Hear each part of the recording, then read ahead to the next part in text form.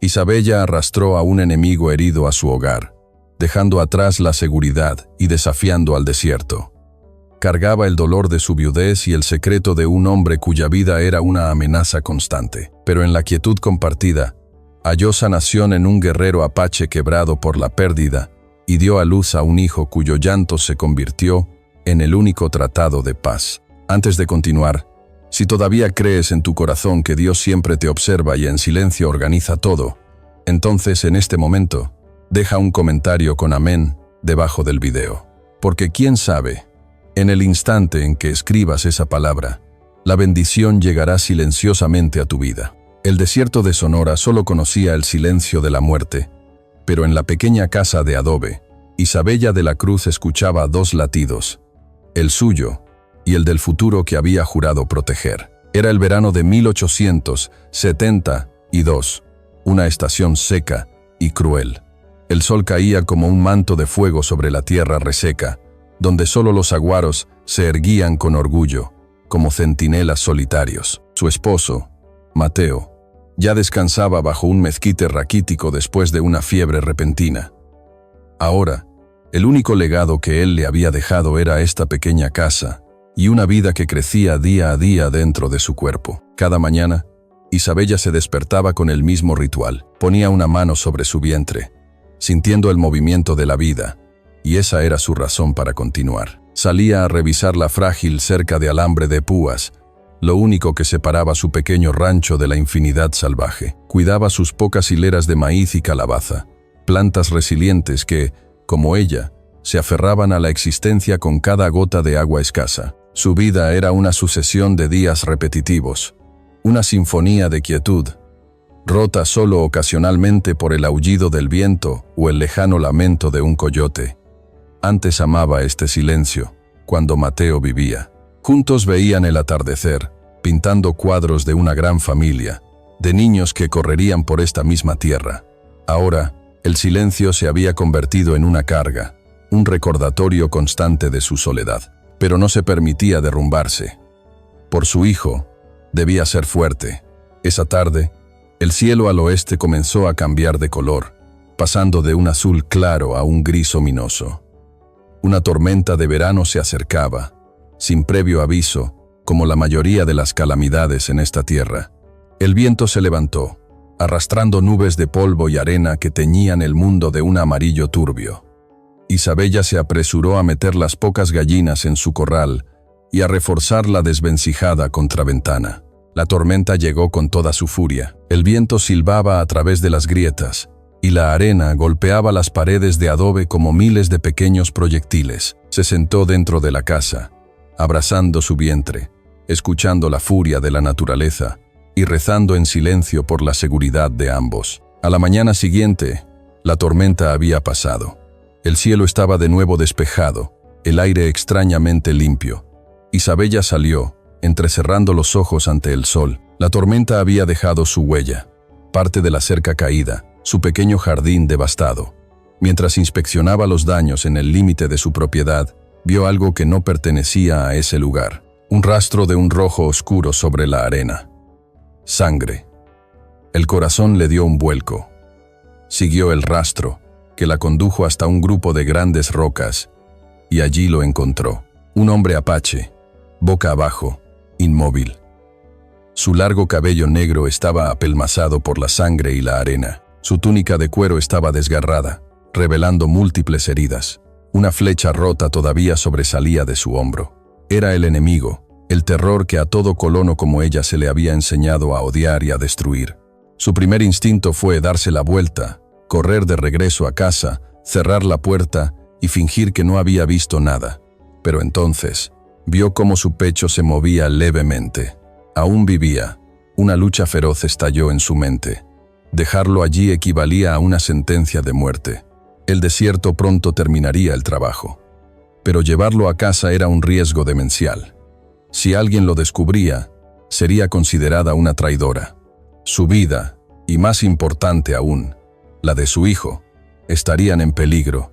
Se quedó allí, en medio del silencio de la mañana post-tormenta, observando al hombre moribundo. ¿Ayudarlo o dejar que el desierto decidiera el destino de un enemigo? Dentro de las cuatro paredes, el enemigo ya no era un concepto lejano, sino un cuerpo que respiraba, un peligro que yacía en la misma cama de su esposo. El esfuerzo de arrastrarlo desde el exterior hasta la casa fue una agonía que casi le rompió la espalda. Siendo una mujer encinta, cada músculo de su cuerpo protestaba, gritando contra el peso muerto del hombre. El polvo se levantaba a su alrededor, pegándose a su piel sudorosa mientras sus talones se hundían en la tierra seca con cada paso vacilante. Por un instante, se detuvo, sin aliento, con el corazón martilleando contra sus costillas, y se preguntó si estaba cometiendo el mayor error de su vida, un error que podría costarle no solo su propia existencia, sino también la de la criatura que crecía en su interior. Pero la imagen de su cuerpo inerte bajo el sol implacable la impulsó a seguir. No podía en conciencia dejar que ninguna criatura, ni siquiera un enemigo, pereciera de esa manera. Finalmente, con un último y desgarrador esfuerzo, logró meterlo dentro y lo depositó en el catre de Mateo. Un sentimiento de profanación la invadió, como si estuviera manchando el último refugio sagrado de sus recuerdos. Pero la urgencia de la vida y la muerte barrió cualquier otro pensamiento. Con manos que temblaban incontrolablemente, cortó los jirones de su túnica de cuero para poder ver la magnitud del daño. Las heridas eran profundas, brutales, cortes de cuchillo, y la peor de todas, la herida de flecha en su hombro. La madera de la flecha estaba rota, pero la punta de obsidiana seguía incrustada, fea y amenazante. Isabella tragó saliva, luchando contra las náuseas. Calentó la punta de un cuchillo en la lumbre de la cocina y luego, con unas tenazas, se preparó para la tarea. Murmuró una breve oración, no a un Dios en el que ya no estaba segura de creer, sino a la memoria de Mateo, pidiéndole la fuerza que él siempre había tenido. Sujetó la piel con una mano y tiró de la punta de flecha con la otra en un movimiento rápido y violento. Un gruñido profundo y gutural brotó de la garganta del hombre, y su cuerpo se arqueó en un espasmo de dolor puro, pero sus ojos permanecieron cerrados. La sangre brotó de nuevo, oscura y espesa, e Isabella trabajó febrilmente para detenerla con paños limpios. Durante las horas siguientes, se convirtió en una sanadora. Limpió cada herida con una infusión de hierbas que su esposo le había enseñado a reconocer, plantas que, según él, contenían pequeños milagros del desierto. Mientras sus dedos trabajaban, trazando los contornos de los músculos y la piel extraña, no pudo evitar estudiar los símbolos tatuados en sus brazos y pecho. Eran líneas afiladas y formas abstractas que hablaban de una identidad, una pertenencia a un clan, una vida de violencia que contrastaba tan brutalmente con la vulnerabilidad de su estado actual. Cada toque era una transgresión, un acto de fe ciega. Se preguntaba qué pensaría Mateo. Él, con su corazón lleno de compasión y su mente abierta, probablemente habría hecho lo mismo sin dudar. Pensar en él le dio courage. El sol comenzó a descender, pintando la pequeña habitación con tonos anaranjados y sangrientos que reflejaban la escena. Se sentó en una silla al otro lado del cuarto, exhausta, simplemente observándolo respirar. La casa estaba mortalmente silenciosa, y cada crujido de la madera, cada susurro del viento, sonaba como un trueno en sus oídos. El miedo era una criatura viva que se enroscaba en su estómago. ¿Y si moría? ¿Qué haría con el cuerpo de un guerrero apache en su casa? ¿Y si vivía? Esa pregunta era aún más aterradora. Fue entonces cuando despertó. No fue un movimiento brusco, sino un sutil temblor en sus párpados, seguido de una lenta apertura. Sus ojos eran oscuros, pozos de obsidiana líquida que parecían contener la noche misma.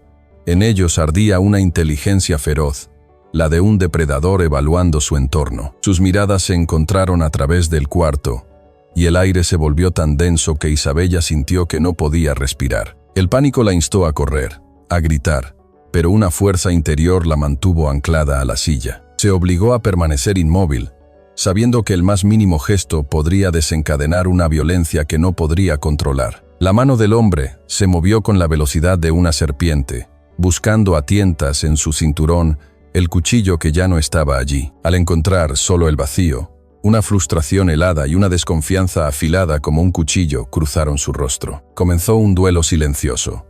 Él la estudiaba, notando su vientre abultado, su rostro pálido pero resuelto. Ella lo estudiaba a él, viendo más allá del enemigo, al hombre herido y confundido. Con una lentitud infinita, Isabella se levantó, manteniendo las manos abiertas y a la vista. Se dirigió a la tinaja de agua, llenó un cuenco de madera y lo colocó en el suelo, a medio camino entre ellos. Luego, añadió un trozo de pan de maíz que había horneado el día anterior y regresó a su sitio, sin darle la espalda en ningún momento. Era una ofrenda, un gesto que trascendía el lenguaje. El hombre la observó, cada músculo de su cuerpo en tensión. Pasaron minutos que parecieron una eternidad. Finalmente, con un movimiento deliberado y doloroso, se incorporó hasta quedar sentado. Se arrastró por el suelo hasta el cuenco. Bebió el agua con una sed desesperada, pero sus ojos nunca dejaron los de ella. Tras un momento de vacilación, tomó el pan y lo comió lentamente. Era la aceptación de una tregua. Cuando terminó, se apoyó contra la pared de adobe, su respiración agitada por el esfuerzo. Se quedaron en silencio una vez más. Entonces, sus labios agrietados se movieron, y pronunció una sola palabra en su lengua extraña y gutural. Isabella no entendió el significado, pero el tono no era una amenaza ni una orden. Era inconfundiblemente una pregunta.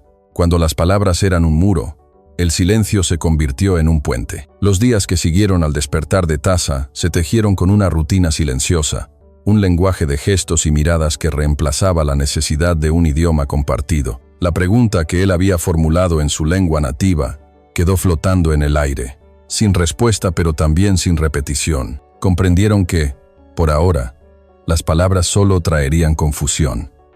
La supervivencia y una frágil tregua eran sus únicas prioridades.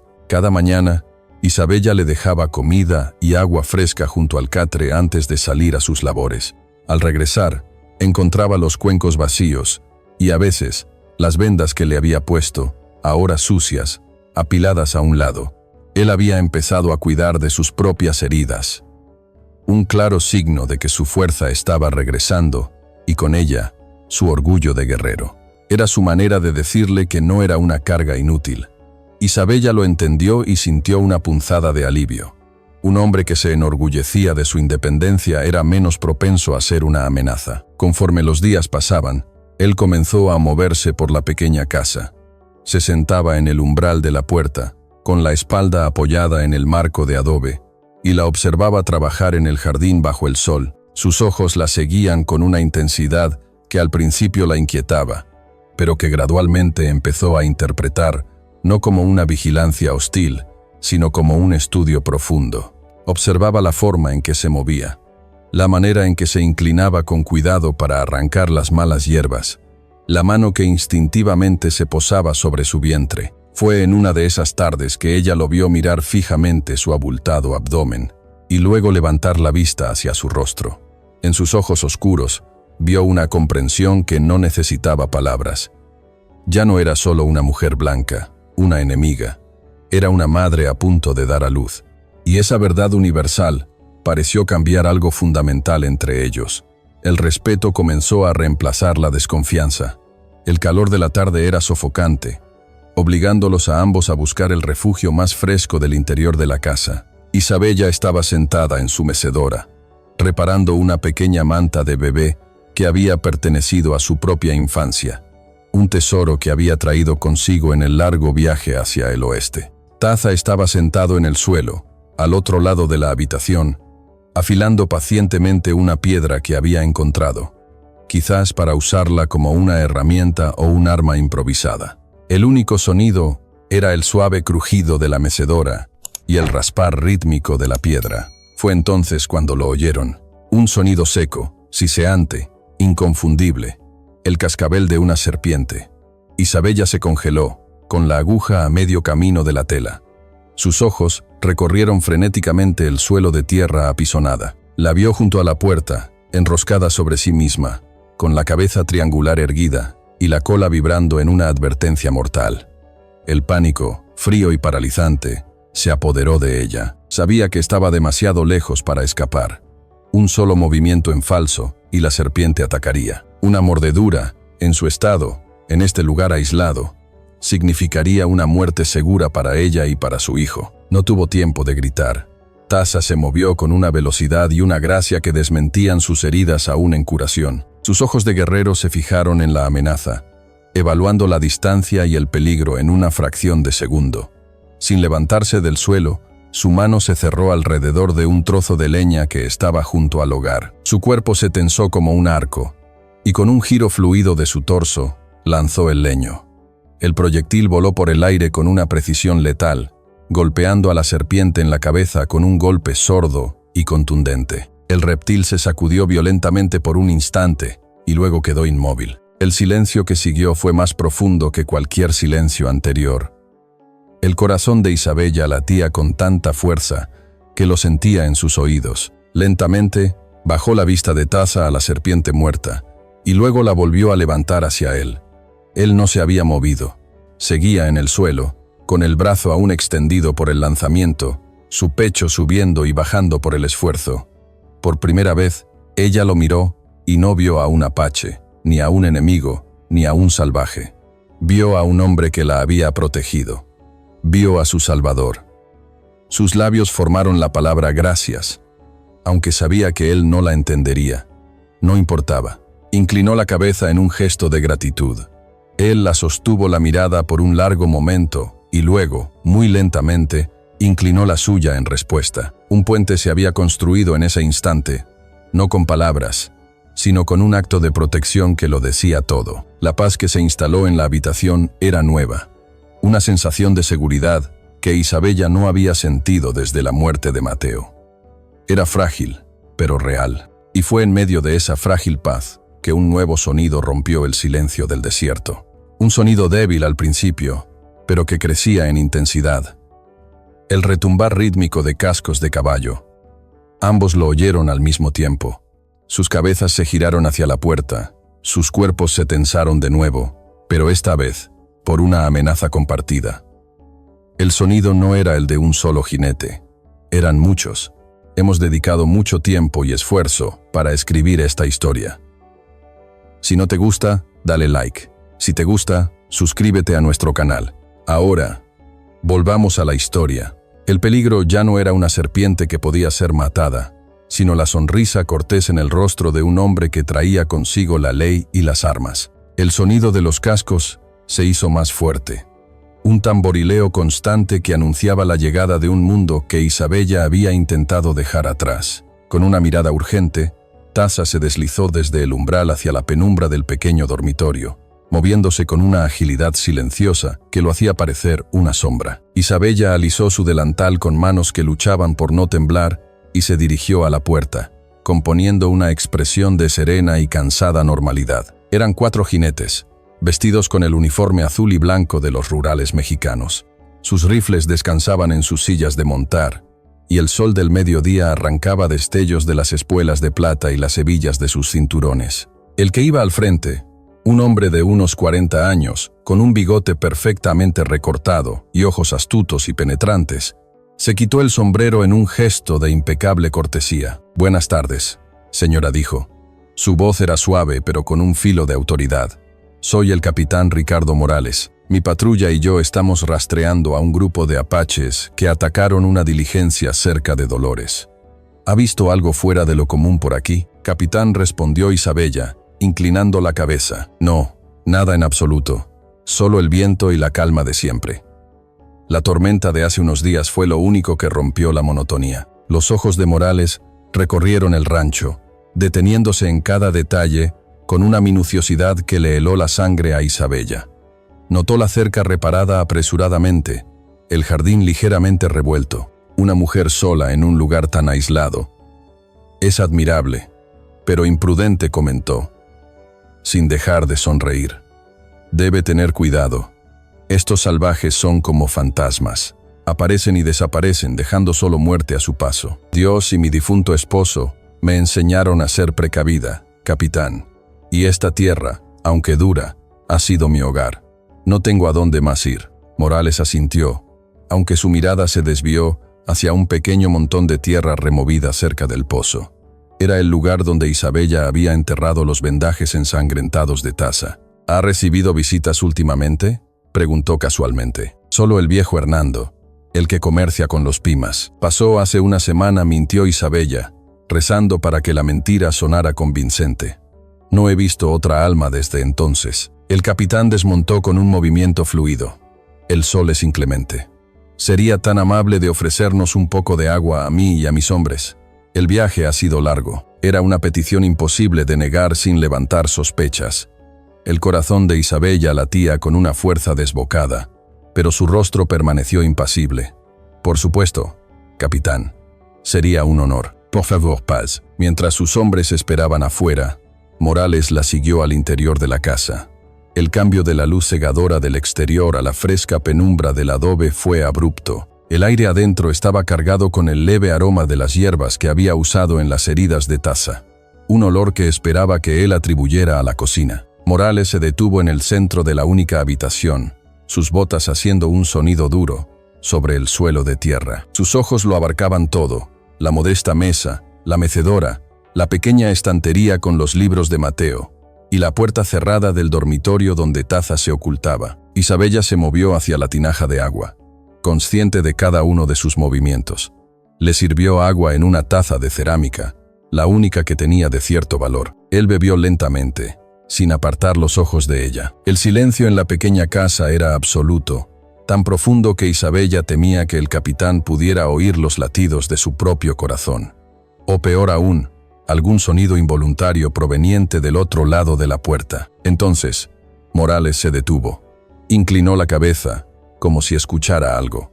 Se quedó inmóvil por lo que pareció una eternidad. Isabella contuvo la respiración, sintiendo una gota de sudor frío recorrer su espalda. En su mente, vio la puerta abrirse de golpe, a Taza lanzándose hacia adelante, el destello de un disparo. El fin de todo. El silencio del desierto, dijo finalmente Morales, con una media sonrisa. A veces, es tan ruidoso que puede volver loco a un hombre. Gracias por el agua, señora. Devolvió la taza y se dirigió a la puerta. Isabella lo siguió, sintiendo que sus piernas apenas la sostenían. Afuera, sus hombres ya se preparaban para partir. Morales montó su caballo. Se ajustó el sombrero y la miró desde lo alto. Su sonrisa cortés había desaparecido, reemplazada por una expresión fría y calculadora. «Volveré», señora, dijo, su voz ahora desprovista de toda amabilidad. «Este desierto esconde muchos secretos, y es mi deber descubrirlos todos». Sin decir más, espoleó a su caballo, y seguido por sus hombres, se alejó, dejando a Isabella sola en el umbral, temblando, bajo un sol que de repente parecía mucho más frío. Había heridas que no sangraban, pero que eran las más dolorosas de todas. Cuando el polvo levantado por la patrulla del capitán Morales finalmente se asentó en el aire quieto de la tarde, un silencio diferente llenó la casa. No era la quietud tensa de dos extraños, sino el silencio pesado y resonante de dos cómplices, dos almas unidas por un secreto que podría costarles la vida. Tan pronto como el sonido de los cascos se desvaneció, las rodillas de Isabella cedieron y tuvo que apoyarse en el marco de la puerta para no caer. Una oleada de náuseas la recorrió.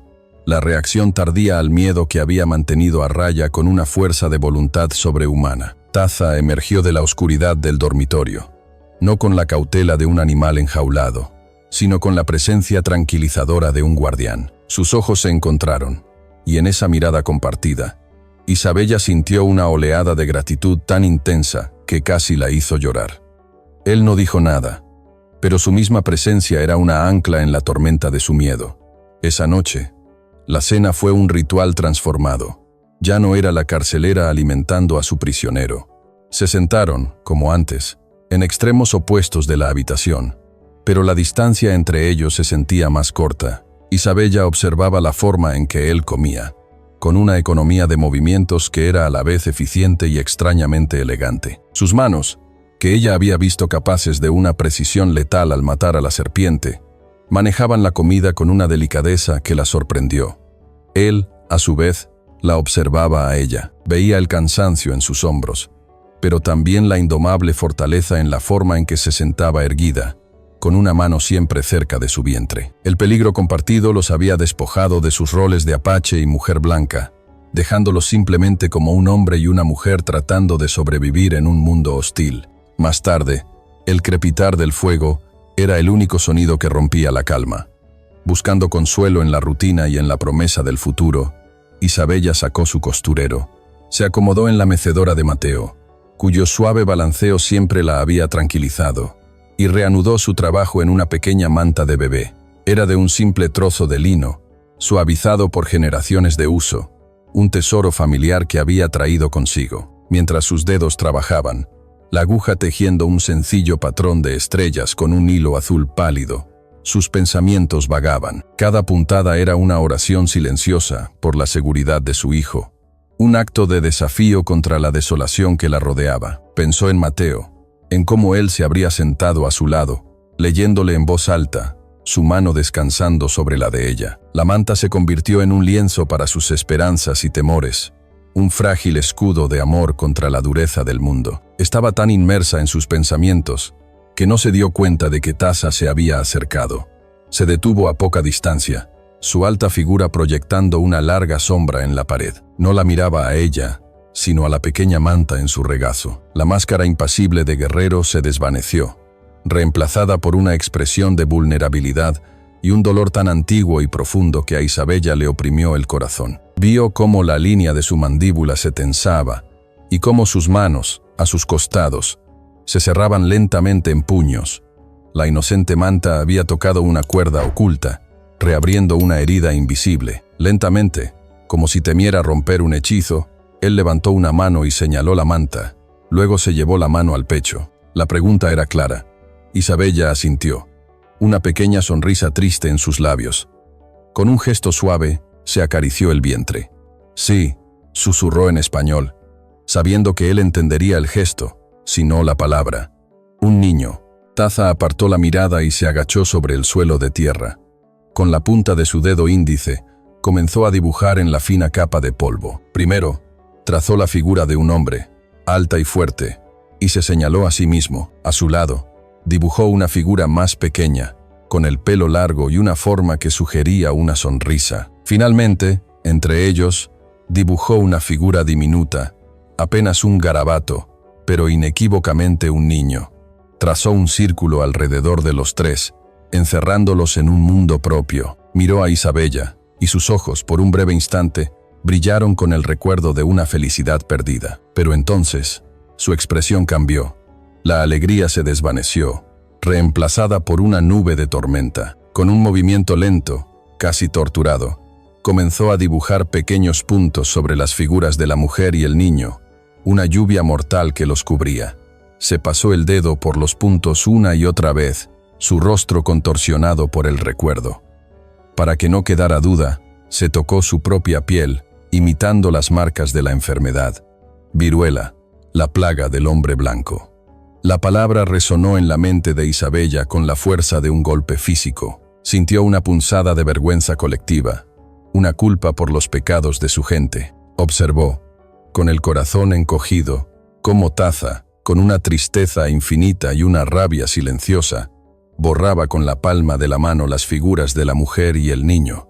El polvo se arremolinó por un momento antes de asentarse, dejando solo la figura del hombre, ahora terriblemente sola en el centro de un círculo roto. Levantó la vista hacia ella, y en ese momento Isabella vio su alma desnuda. No había odio en sus ojos, no hacia ella, sino un vacío inmenso, el paisaje desolado de un hombre que lo había perdido todo. Comprendió la profundidad de su silencio, la verdadera razón de su ferocidad protectora. Él no solo la estaba protegiendo a ella y a su hijo, estaba librando una batalla perdida contra los fantasmas de su pasado, tratando de salvar el futuro que a él le habían arrebatado. Las lágrimas corrieron por las mejillas de Isabella sin que pudiera evitarlo. Eran lágrimas por él, por su familia anónima, pero también por ella misma, por Mateo, por la universalidad del dolor que conectaba sus dos mundos aparentemente irreconciliables. El dolor de él era ahora el de ella. Impulsada por una empatía que superaba cualquier miedo residual, Isabella se levantó de su silla y se arrodilló lentamente frente a él en el suelo. El espacio entre ellos estaba cargado de una emoción cruda. Dudó solo un instante, y luego, con una ternura que la sorprendió, extendió la mano y la posó suavemente sobre el brazo de él. Su piel estaba caliente, los músculos tensos como el acero bajo su tacto. Era la primera vez que lo tocaba sin miedo, sin un propósito práctico. Era un simple gesto de humanidad, un puente silencioso sobre un abismo de dolor. Él se tensó visiblemente al contacto, un escalofrío recorriendo su cuerpo, pero no se apartó. Permaneció inmóvil, aceptando su consuelo, y en ese pequeño acto de rendición, algo nuevo y frágil, parecido a la esperanza, comenzó a nacer entre ellos en el corazón del desierto. En el video anterior les conté la historia de una mujer embarazada que liberó a un hombre apache que estaba atado a una cerca. En este video, vamos a ver cómo esa mujer rescata a un hombre apache herido y qué será de sus vidas después. A veces, el mayor peligro no viene del enemigo, sino de aquellos que se llaman a sí mismos hermanos. Los días que siguieron a la confesión silenciosa de Taza estuvieron marcados por una nueva y frágil intimidad. El gesto de consuelo de Isabella había abierto una puerta entre ellos, y ahora, con cautela, comenzaban a cruzar el umbral. La desconfianza había sido reemplazada por una curiosidad tierna. Taza comenzó a enseñarle palabras sueltas en su idioma, el chiricahua. De gente, gozó, belleza o bondad, una palabra que él pronunció una vez mientras ella cuidaba su jardín. A cambio, Isabella le enseñaba español. Agua, comida, seguro, palabras sencillas que se convirtieron en los cimientos de su pequeño mundo. Con cada día que pasaba, la fuerza regresaba al cuerpo de Taza. Las heridas se cerraban, convirtiéndose en cicatrices que se sumaban al mapa de su vida de guerrero. Se movía con más libertad, y con esa libertad regresó una inquietud. La seguridad de la pequeña casa de adobe era una bendición, pero también una jaula. Sabía que no podían permanecer ocultos para siempre. El mundo exterior, con sus peligros y sus lealtades, eventualmente los encontraría. Una mañana, mientras observaba el horizonte desde la puerta, Isabella vio una determinación en su rostro que no había visto antes. «Debo ir», dijo él, usando una mezcla de gestos y su español incipiente. Ver, escuchar. Isabella sintió un nudo de miedo en el estómago. La idea de quedarse sola de nuevo, incluso por unas pocas horas, era aterradora. Pero al mirar su rostro, comprendió que no era una elección, era una necesidad. Su instinto de guerrero le exigía conocer el terreno, anticipar las amenazas. Ella asintió, tratando de que su confianza fuera más fuerte que su temor. «Ten cuidado», susurró en español. Y por la forma en que él la miró, supo que había entendido. Lo vio partir, una figura alta y delgada que se fundía con el paisaje del desierto con una facilidad asombrosa. Para ella, el desierto era un enemigo, un adversario al que había que sobrevivir. Para él, era un hogar, un libro abierto cuyas páginas sabía leer. Mientras él estaba fuera, Isabella se sintió más vulnerable que nunca. La presencia de Taza se había convertido en un escudo, y sin él, las paredes de adobe parecían más delgadas, el silencio más amenazador. Taza se movió por el terreno con la velocidad y el sigilo de un fantasma. Cada roca, cada cactus, cada cambio en la dirección del viento le hablaba. Lejos de la vista del rancho, encontró lo que estaba buscando, una rama de ocotillo doblada de una manera particular, apuntando al oeste. Un pequeño montón de piedras apiladas en un patrón que solo un iniciado reconocería. Eran las señales de su gente. Estaban cerca, moviéndose por su territorio de caza tradicional. Un sentimiento de anhelo y alivio lo invadió. El deseo de reunirse con su banda, de escuchar de nuevo el sonido de su propia lengua, de ser simplemente Ndé otra vez. Pero este sentimiento fue rápidamente reemplazado por una profunda ansiedad. ¿Cómo podría regresar? No podía simplemente aparecer con una mujer blanca embarazada a su lado. Regresó al rancho justo antes del atardecer. Isabella, que había estado contando los minutos, sintió una oleada de alivio al verlo aparecer en el horizonte. Pero cuando él se acercó, vio la gravedad en su rostro y supo que sus temores estaban justificados. Esa noche, junto al fuego, él intentó explicárselo. De nuevo, usó el suelo como lienzo. Dibujó muchas figuras, su gente. Luego, dibujó una figura aparte, más grande, y trazó un cuchillo en su mano. Baishan, dijo, y la forma en que pronunció el nombre le dio a Isabella un escalofrío. Era un nombre que sonaba a acero y a peligro. Taza se golpeó el pecho, Luego señaló la figura de Baishan y juntó las manos, un gesto de hermandad. Pero después, agitó la cabeza con vehemencia. Dibujó a Baishan apuntando con una lanza a una figura que representaba a un hombre blanco. Su mensaje era claro. Baishan era su hermano de clan, pero su odio hacia los blancos era absoluto, y no perdonaría. No entendería. Vería a Isabella como una enemiga, una trampa, una bruja que había hechizado a Taza. Para que no quedara ninguna duda, Taza la tomó suavemente del brazo y la condujo afuera. La luna comenzaba a elevarse, bañando el paisaje con una luz plateada y fantasmal. La condujo a través de los matorrales hasta un pequeño promontorio rocoso detrás de la casa, un lugar que ofrecía una vista panorámica del valle de abajo. El aire de la noche era fresco y olía a creosota y a tierra seca. Mira, susurró, señalando hacia una cresta lejana. Isabella entrecerró los ojos, siguiendo su dedo. Al principio, no vio nada más que las formas oscuras de las rocas y los cactus. Pero luego, una de las sombras se movió, y otra vio el débil resplandor de una pequeña fogata, casi invisible a esa distancia, y alrededor de ella, las siluetas de varios jinetes. Eran como espíritus en la noche, silenciosos y mortales. No habían visto el rancho, oculto como estaba en un recodo del terreno, pero el hecho de su presencia era una soga que se apretaba lentamente alrededor de su refugio. La amenaza ya no era una historia dibujada en el polvo. Era una realidad viva y respirante a solo unas millas de distancia. Se quedaron allí por un largo rato, observando el campamento distante. La frágil paz que habían construido en su pequeño mundo estaba a punto de hacerse añicos. Estaban atrapados, con el capitán Morales y su ley por un lado, y la gente de Taza y su código de guerra por el otro. Taza se volvió hacia ella, su rostro una máscara sombría a la luz de la luna. «Han llegado», dijo. Su español era tosco pero inequívocamente claro, «y no vendrán en son de paz». El pequeño rancho de Isabella, una vez un oasis de paz, era ahora el epicentro de una tormenta llamada odio, convergiendo desde dos extremos opuestos del desierto. La noche fue una larga vigilia, sin sueño. Isabella y Taza se sentaron en la oscuridad de la casa, escuchando los sonidos del desierto, cada crujido, cada aullido lejano, magnificado por la tensión. Hablaron poco, pero su silencio estaba lleno de un entendimiento sombrío. La frágil burbuja que habían creado a su alrededor estaba a punto de estallar. Al amanecer, el aire estaba quieto y pesado, cargado con una electricidad que presagiaba la violencia. Taza, cuyo cuerpo estaba ahora casi completamente curado, se movía con la inquietud de un lobo enjaulado. «Debes esconderte», dijo él, su voz un susurro ronco.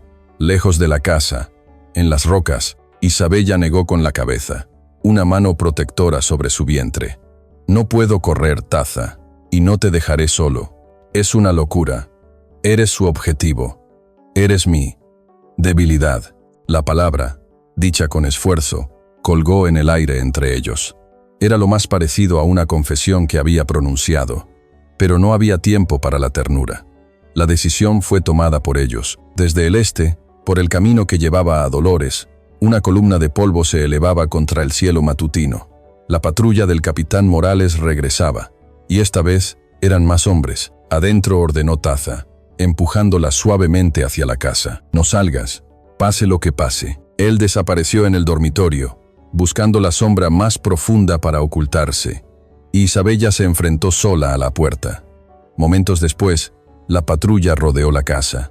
Esta vez no hubo cortesías. Los rurales desmontaron con los rifles en la mano, sus rostros duros y decididos.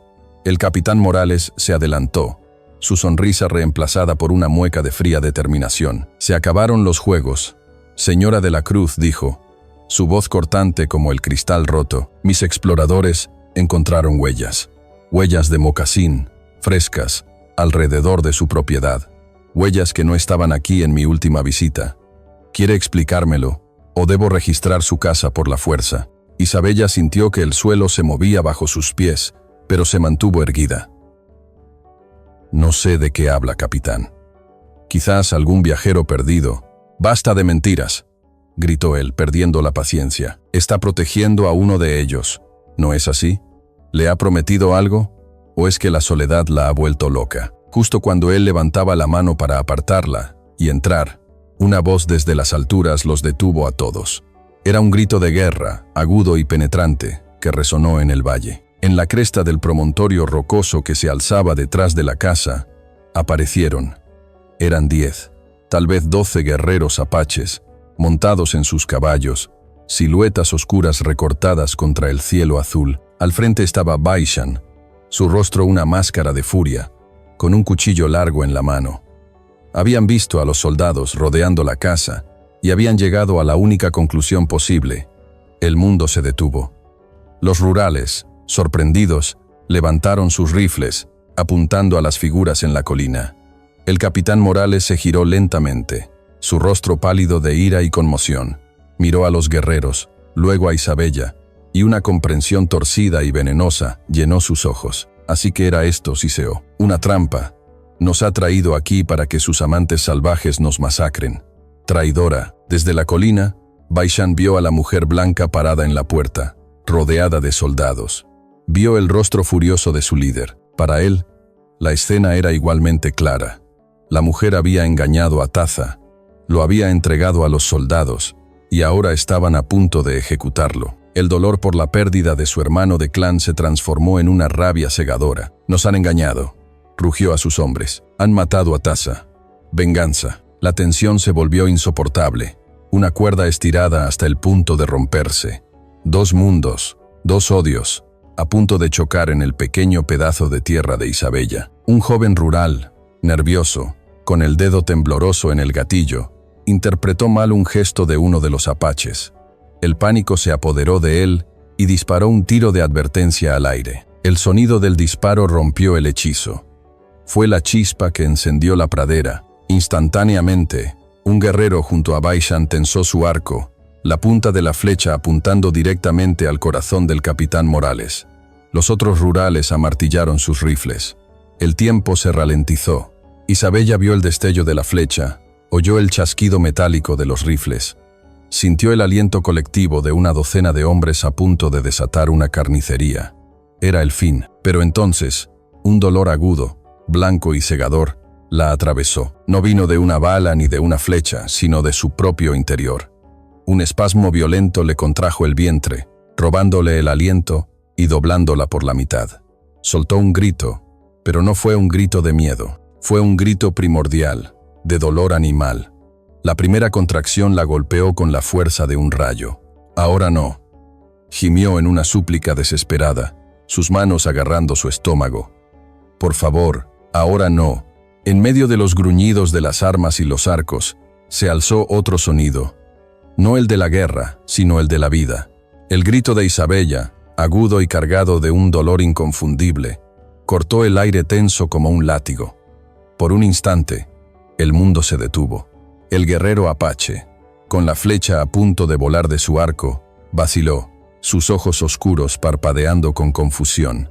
El joven rural, con el dedo en el gatillo, bajó su rifle 1 centímetro. La violencia, tan inminente, quedó suspendida en el aire, desplazada por un acontecimiento más antiguo y primordial que cualquier guerra. Tanto Baishan en la colina como el capitán Morales en el patio quedaron paralizados, sus planes de batalla y sus odios arraigados hechos añicos por esta interrupción imposible. Vieron a Isabella doblarse, su rostro una máscara de agonía, y comprendieron. No era una treta, era el inicio de un parto. Desde la oscuridad de la casa, Taza lo vio todo. Vio la flecha apuntando, los rifles levantados. Vio a Isabella, sola y vulnerable, a punto de ser engullida por la tormenta que él había traído a su puerta. En ese momento, dejó de ser un guerrero escondido. Su instinto, más poderoso que el de la autoconservación, tomó el control. Salió disparado de la casa, desarmado, ignorando las armas que instantáneamente se volvieron hacia él. No miró a los soldados, ni a sus hermanos apaches.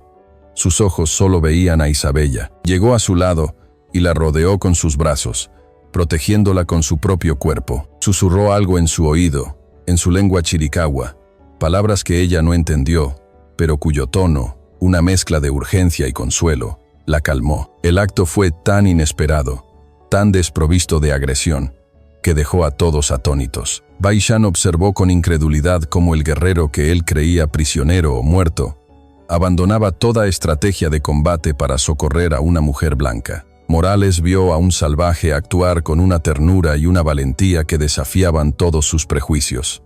«No disparen», ladró Morales a sus hombres, su voz llena de una extraña confusión. «Esperen».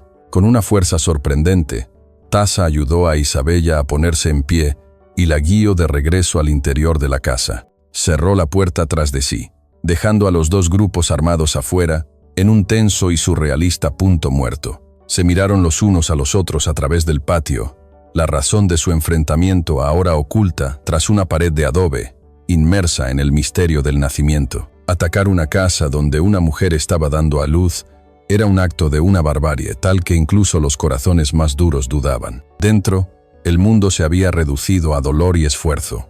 La pequeña habitación se convirtió en un espacio sagrado y caótico. Taza, actuando por puro instinto y fragmentos de recuerdos de haber visto a las mujeres de su tribu asistir en partos, se convirtió en su único apoyo. Le trajo agua, le limpió la frente sudorosa con un paño fresco y le habló continuamente en su idioma. Su voz un murmullo constante y tranquilizador en medio de las olas de dolor. Isabella se aferraba a sus manos, encontrando en su fuerza una ancla en la tempestad que la consumía. No había médico, no había comadrona, solo dos almas de mundos diferentes, unidas en el acto más fundamental de la creación. El dolor era cegador, pero en medio de él, sintió una gratitud abrumadora por el hombre que estaba a su lado, el enemigo que se había convertido en su único aliado. Afuera, el tiempo se había detenido. El sol subía en el cielo, calentando el metal de los rifles y las plumas de las flechas. Nadie se movía. Esperaban. El odio que los había llevado allí seguía latente, pero ahora estaba cubierto por una capa de asombro y una incómoda incertidumbre. Entonces, después de lo que pareció una vida entera, un nuevo sonido emanó de la casa. No fue un grito de dolor, sino un llanto agudo, fuerte y lleno de vida. El llanto de un recién nacido. El sonido cortó el silencio del desierto, claro y puro. Un himno a la vida en un escenario de muerte. Los soldados se miraron entre sí. Sus expresiones duras se suavizaron por un instante. En la colina, los guerreros apaches bajaron sus armas, sus rostros antes feroces ahora llenos de asombro. La puerta de la casa se abrió lentamente. Taza apareció en el umbral. Estaba exhausto, manchado de sudor y sangre, pero su rostro era un lienzo de emociones que ninguno de los presentes había visto jamás. Asombro, agotamiento y un orgullo feroz y protector. No estaba armado. En sus brazos, envuelto en la pequeña manta azul que Isabella había estado cosiendo, sostenía a un bebé diminuto y lloroso. Dio un paso hacia adelante, hacia el patio bañado por el sol. Lentamente, levantó al niño para que todos lo vieran. No dijo una palabra. No era necesario. El bebé, con su llanto insistente, hablaba por él. Era una ofrenda, una declaración, una súplica. Esto es lo que importa, parecía decir el gesto. No la guerra, no el odio, sino esto, la vida. En ese momento de increíble vulnerabilidad, el capitán Morales, desde su posición en el patio, y Bai Shan, desde la cresta de la colina, cruzaron sus miradas. El odio que los definía se encontró con el milagro que los desafiaba. Ambos, líderes de hombres y de guerras, se enfrentaron a una elección que nunca habían imaginado: continuar el ciclo de la muerte o rendirse ante el poder innegable de un nuevo comienzo. Gracias por haber visto hasta aquí. Si estás ocupado o tienes que salir ahora, dale like a este video para que puedas encontrarlo fácilmente más tarde. Ahora sí, volvamos a la historia.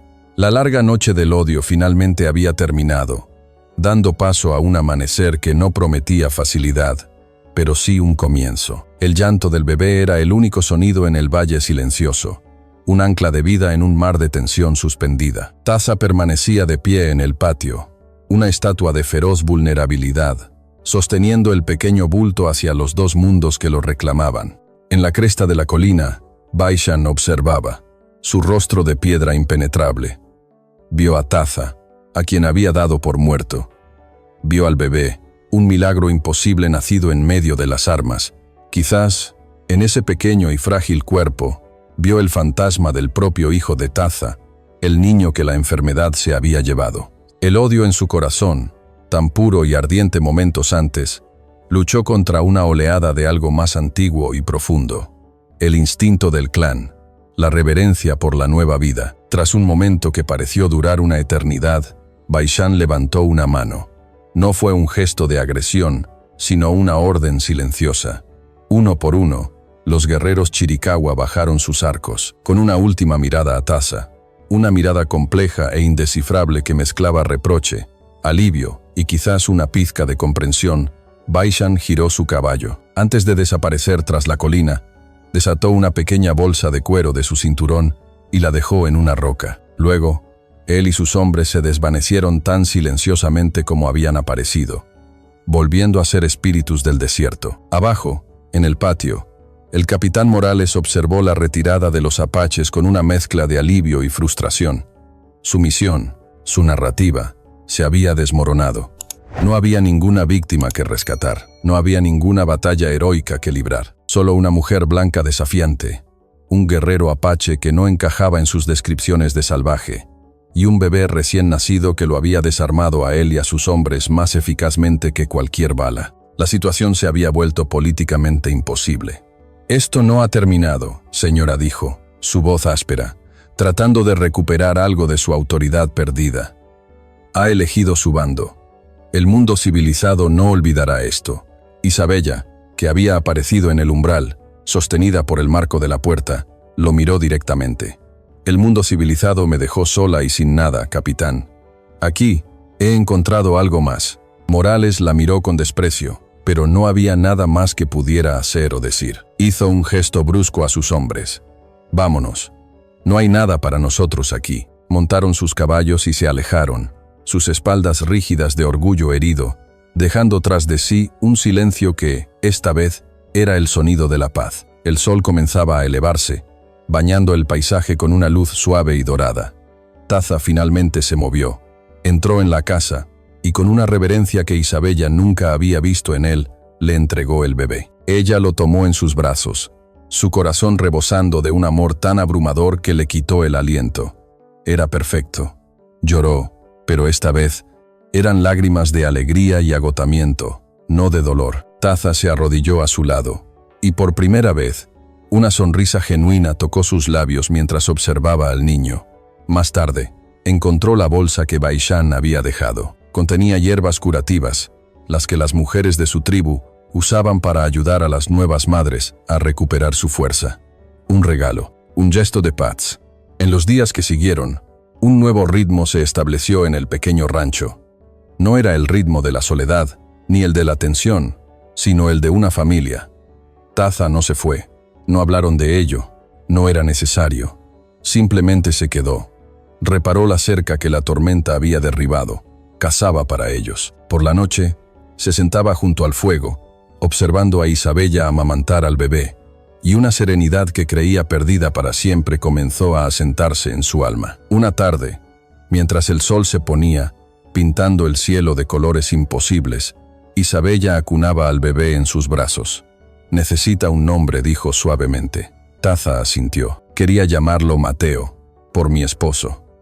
Él inclinó la cabeza, un gesto de respeto por el hombre al que nunca conoció. «Pero necesita algo más. Algo tuyo. Algo de tu gente». Taza pensó por un momento. Miró al cielo del atardecer, luego al niño. Yol dijo, su voz suave. «Significa amanecer.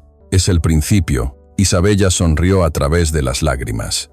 Mateo Yol susurró, probando el nombre. Sonaba a un puente entre dos mundos, a un legado de amor y a una promesa de futuro. Se quedaron juntos en el umbral, observando cómo las últimas luces del día daban paso a un manto de estrellas. El desierto, que una vez le había parecido un enemigo vasto y vacío, ahora se sentía como un santuario. Habían sido forjados en su fuego, probados por su dureza, y habían sobrevivido. Eran una familia improbable, nacida de la violencia y la compasión. Un testimonio de que incluso en la tierra más yerma, la vida y el amor podían florecer. En el duro desierto, no tenían nada, y sin embargo, lo tenían todo. La historia de Isabella Itasa, nacida en la soledad implacable del desierto, nos recuerda una verdad eterna. El espíritu humano es capaz de encontrar vida en la tierra más estéril. Su viaje no fue solo a través de un paisaje peligroso, sino a través de las fronteras aún más peligrosas del miedo y el prejuicio. Un acto de compasión, la decisión de una mujer de ver a un hombre en lugar de a un enemigo, se convirtió en la primera piedra de un puente entre dos mundos. Fue la prueba de que, incluso en medio del odio más arraigado, la humanidad compartida puede encontrar un camino. El llanto de un recién nacido silenció el estruendo de los rifles, demostrando que el poder de la vida siempre será más fuerte que el llamado de la muerte. Así como el saguaro más alto nace de una pequeña semilla, el amor más profundo puede florecer del acto de bondad más inesperado. Tómate un momento para reflexionar sobre esta historia. En nuestras propias vidas, a menudo levantamos muros por miedo a lo desconocido. Pero, ¿cuántas veces un simple gesto de entendimiento podría haber cambiado nuestro día o incluso nuestro camino? Si esta historia ha tocado tu corazón, considera llevar esa calidez a quienes la necesitan. Historias como esta nos llenan el alma y nos inspiran. A continuación, tienes 2 historias más que destacan directamente en tu pantalla. Si esta te encantó, no querrás perderte estas. Solo haz clic y échales un vistazo. Y no olvides darle like, suscribirte y activar la campanita para no perderte ninguna novedad de